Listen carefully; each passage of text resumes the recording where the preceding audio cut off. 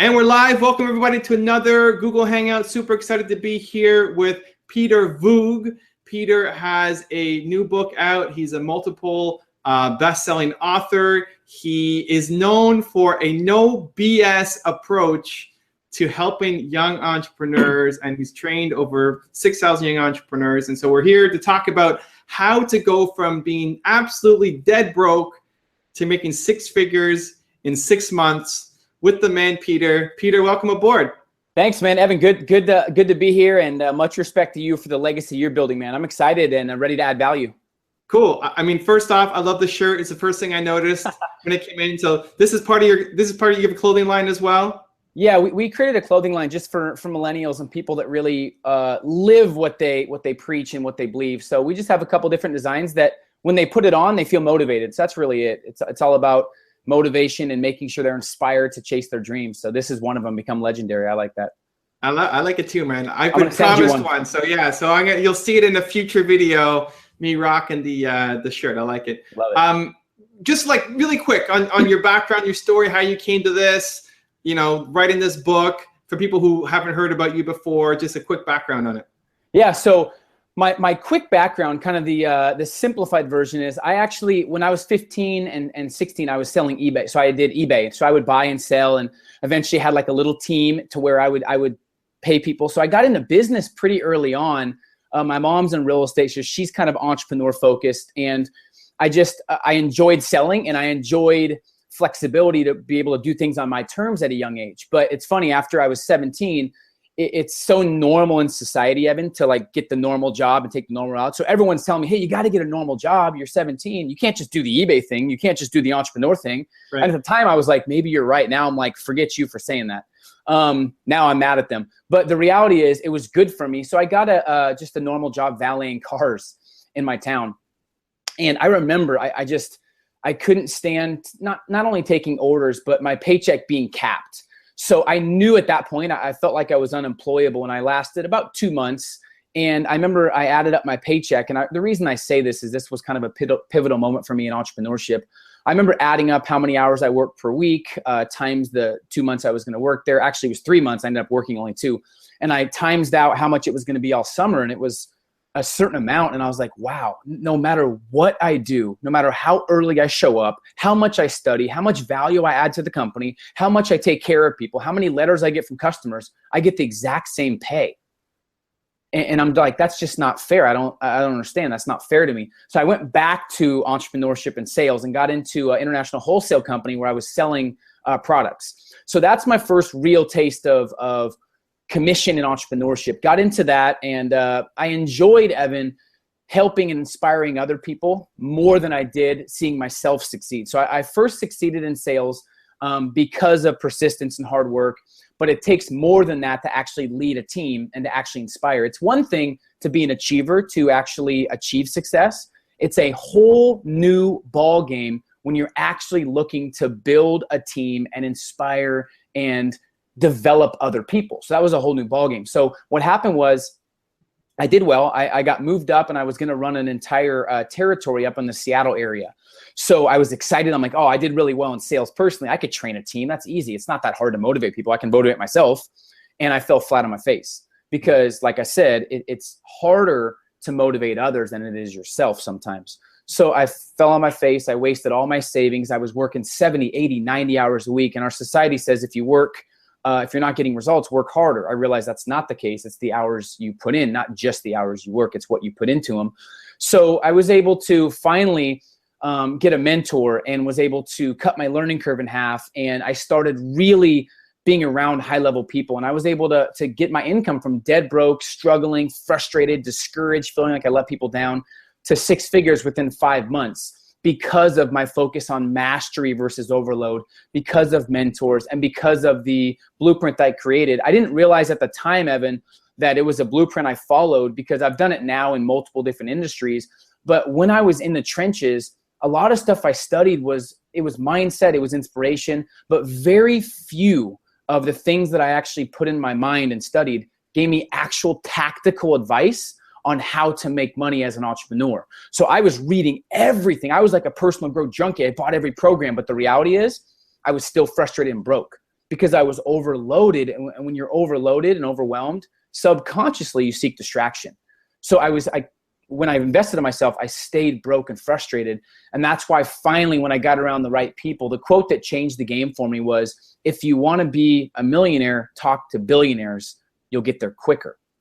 And I was like, wow, I'm hanging around with a lot of people that are okay with mediocrity. That are like, hey, Peter, you're young, you're 21, 22. It doesn't matter if you're broke, you're supposed to be broke, right? And I realized that I needed to elevate my circle of influence. And from that moment, that's when it really changed for me. And I started focusing only on the relevant information that actually was connected to my 6-month vision. So now I've created a whole program based on it's not just about 6 figures in 6 months, Evan. It's about how to have the best 6 months you've ever had with 0 regrets, and how to maximize your progress. Whether you make 150 grand, 27 grand, or 2 million, that's kind of what it's about. So now I love sharing that with a lot of the people that I inspire.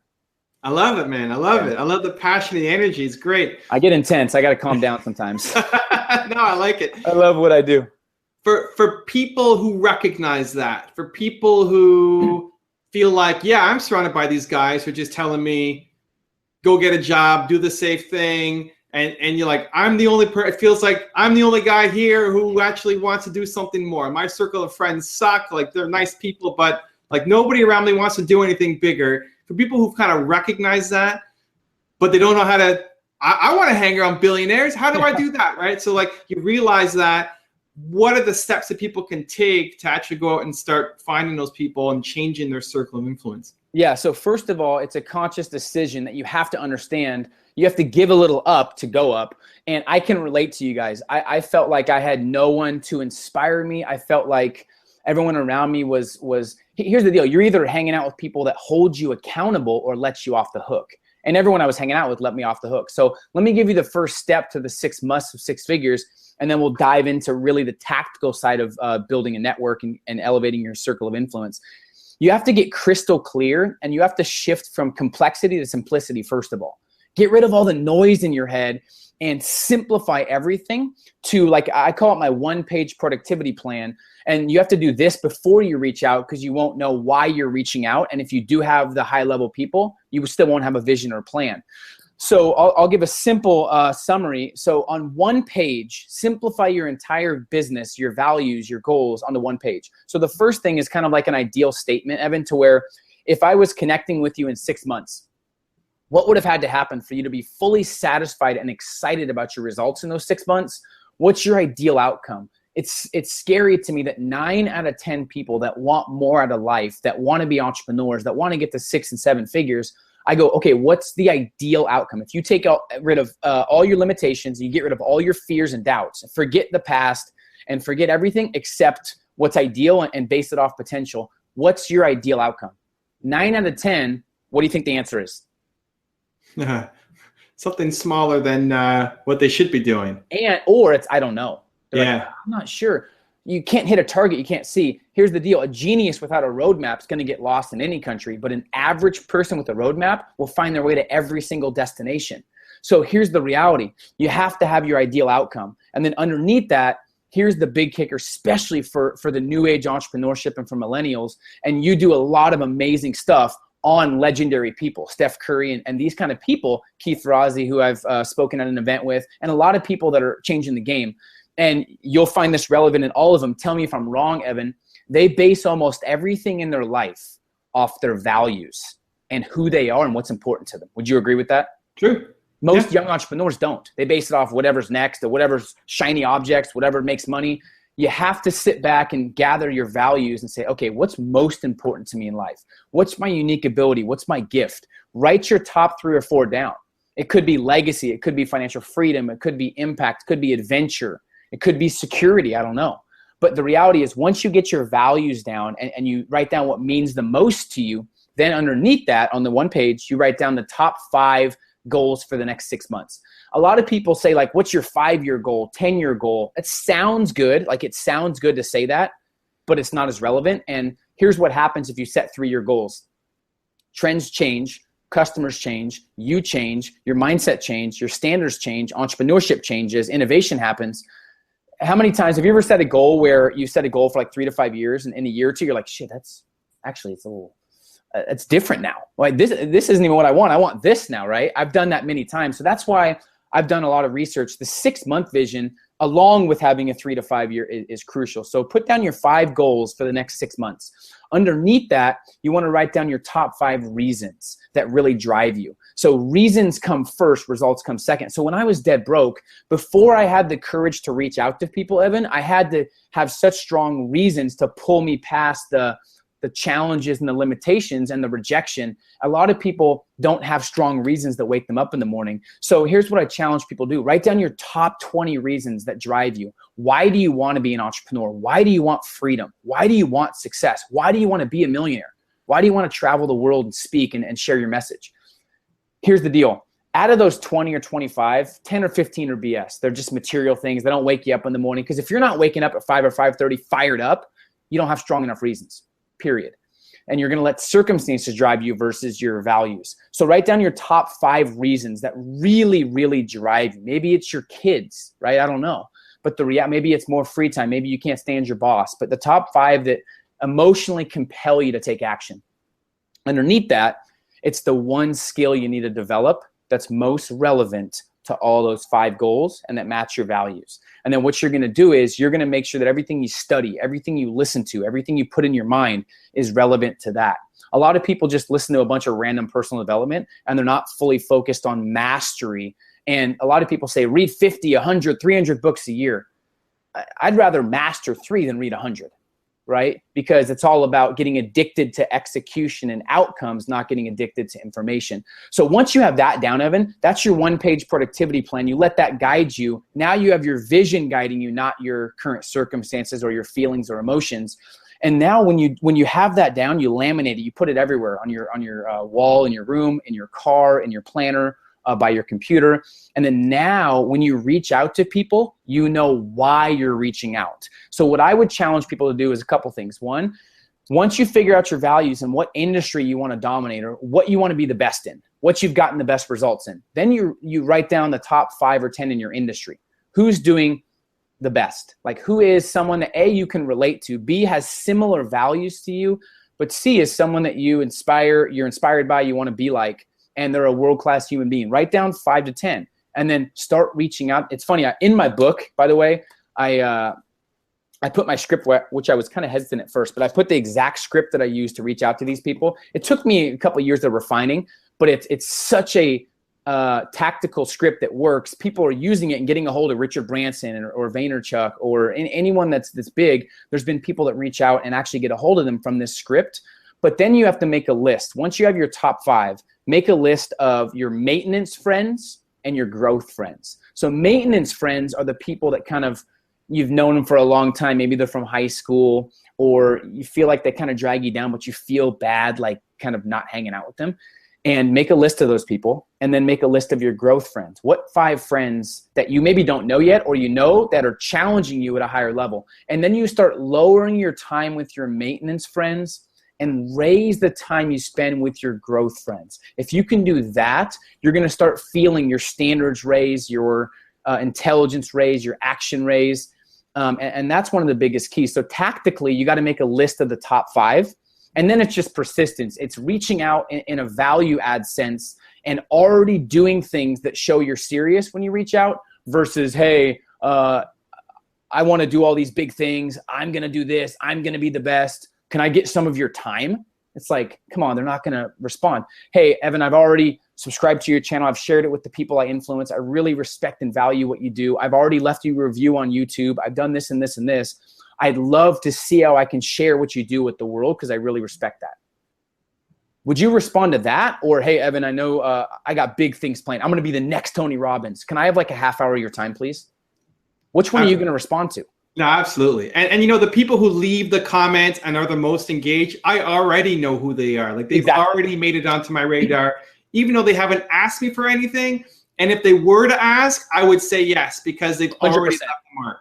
And you're an authentic guy. So if you've never heard of someone, like, I've been following your stuff for 10 years, you're like, I've never heard of you, right? So that's the key to especially reaching out is showing through action that you're different than the majority because you've taken action. It's surprising how many people reach out that literally just ask for things with zero value. Just as simple as, hey, I've left you a review on Amazon and on Audible. Oh, cool. Awesome. I've bought 10 copies of your book. And I'm not telling, hey, buy everything from me and then reach out. I'm just saying, show through action how serious you are as well. And if you can do that, Evan, and start understanding the value of shifting your circle of influence, that's the first step, because they will tell you what to do next. A lot of people are like, I don't know what to do next, because you don't have people at a higher level telling you what action to take. For me, people always ask, yeah, but 6 figures is a lot. I only was talking to people that were making 500 grand plus. How could I not make 6 figures if I was making 0, but I was talking to people at 500K? How can you not? Because you're taking advice from them. They're telling you what to do, what not to do, kind of what to be aware of, where not to waste time. Of course I got the 6 figures, but it took a lot of persistence, a lot of hard work. And another tip that we can talk about is everyone has what's inside them called a confidence account. And here's the scary thing. At every moment, you're either helping or you're hurting your confidence. There's no in between. Every decision you make is either helping the account or hurting it. And every accomplishment and everything you've done up to this point is because of that account. So I didn't realize that a lot of things I was doing, whether it was sleeping in or validating or making excuses, they were hurting my confidence. And if you don't have confidence, you're always going to find a way to lose in entrepreneurship. So you always got to understand how important confidence is and protect it at the highest level. And how do you build confidence? Well, confidence is just certainty, right? What's the number one reason people won't leave corporate to go to entrepreneurship?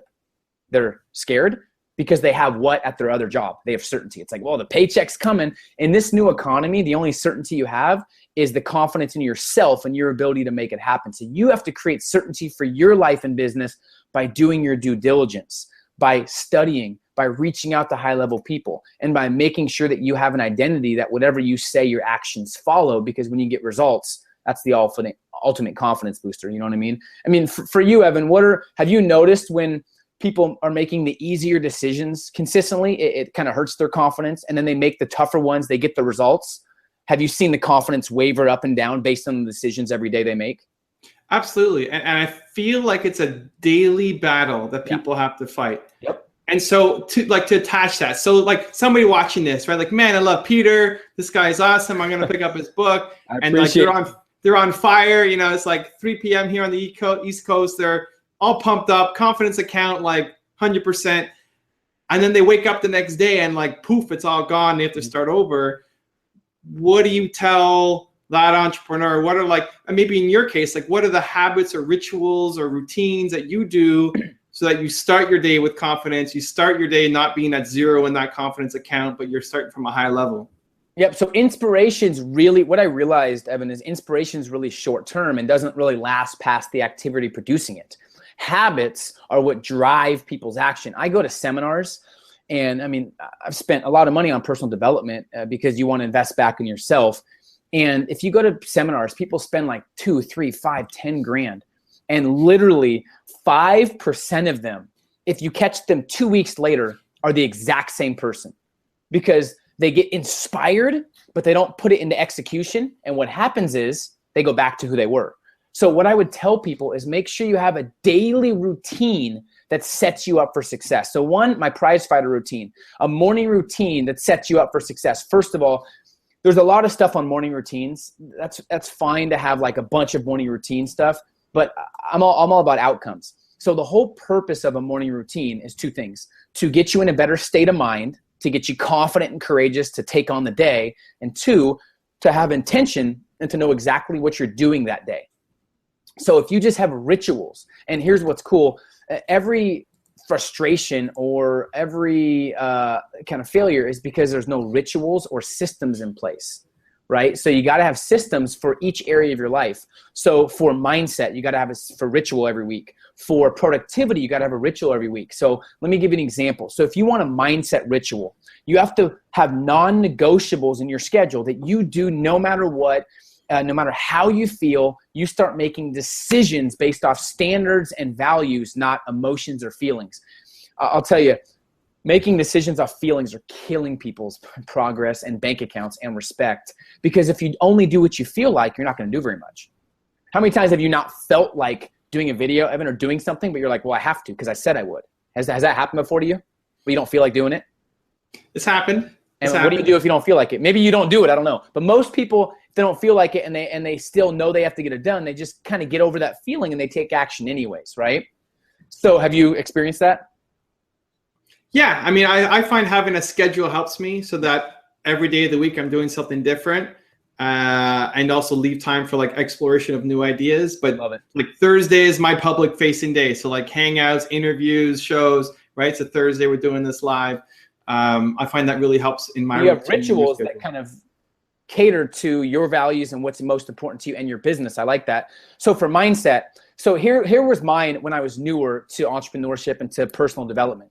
Monday through Thursday, I only listened to personal growth audios, success audios, podcasts that were relevant to my 6-month vision. No news, no radio, just personal growth. I would then, every morning, I would make sure I had my day written down before I started my day. So I used to tell myself, never start your day without it written on paper first, right? The next thing is every morning I'd ask myself, what am I most excited about? What am I grateful for? And what am I committed to making happen no matter what? And then every week, twice a week, I talked to someone that was playing the game at a higher level than me.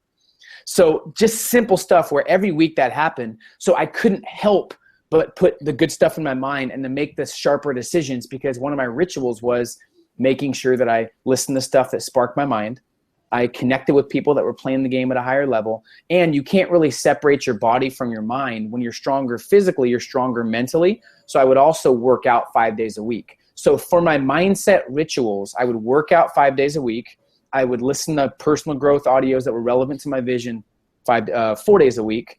And then I would also look at my goals every morning and make the decision to have my day planned. And then I would talk to people. At that point, it was my mentors that were playing the game at a higher level than me. So that's how they do it, where if they are fired up now, I challenge them, don't be like most people that are fired up but do nothing. Take the excitement and put it into action, and then make sure that you have something tomorrow morning that you understand is going to help you stay consistent. So have a morning routine. And the biggest thing with confidence, Evan, is most people make decisions off feelings, and then they make the action and decision based off if they feel like it or not. If they don't feel like working out, they don't do it. But the champions, the successful people that really live a life that they see as world-class, they make decisions first. If they don't feel like working out, they don't care. They do it anyways. And how do you feel after you do that? You feel amazing, right? People think that they can get motivated by just sitting around. No, motivation comes from action. So you need to act your way into feeling. If a lot of times in the morning, I don't feel like working out. I'm literally driving to the gym and I'm like, I don't feel like doing this. But as I walk in and start doing it, I'm like, oh, I feel like doing it now. So you have to act your way into feeling, right? So that's what I would tell people if they want to stay consistent is have someone that holds you to higher standards and make sure that you're doing something daily that sparks your mind to continue keeping you going. And then once you get results and momentum, you never stop. Momentum's obviously the big key in business. And it's also the scariest thing is lack of momentum, right? So you got to build the positive momentum on your side like I did finally after I was broke. So it was tough, but. I like how you named it too, the prize fighting routine, the prize fighter routine. Yeah, you're getting ready for the day. Yeah, even the brand in itself, right? It makes you feel like you're a prize fighter. I like that. Like what's, for the people watching, do you have your own prize fighter routine or, what can you call it? So instead of it just being morning routine, which might be a little bland and blah, but something to like right there, like it speaks to Peter's mindset right away. Like if I'm creating a routine, it's to be the prize fighter. So I love that. Thank you. Lots of great comments. People really appreciate all the advice and wisdom, and the chat's blowing up. People are asking about the book. Asking, is it like a novel? Is it? It sounds like there's exercises and worksheets for people to go through. Can you maybe just add a little clarity on that? Yeah. So what makes it different? And I'm not. It's funny. I don't like saying, hey, this is the best book. You got to get it. It's mine. But where I've seen most of the success and why Entrepreneur Magazine promoted it, why a lot of the people are buying it for their teams. We've sold over 150,000 copies. Was after it's very tactical and no BS. Everything in here is very proven. And after every chapter, Evan, I actually give like action steps and I have fill in the blank so they can actually fill it in and they can literally take it They can fill it in. They can teach it to their team, but there's actually like workspace in there as well. And when the book was finished,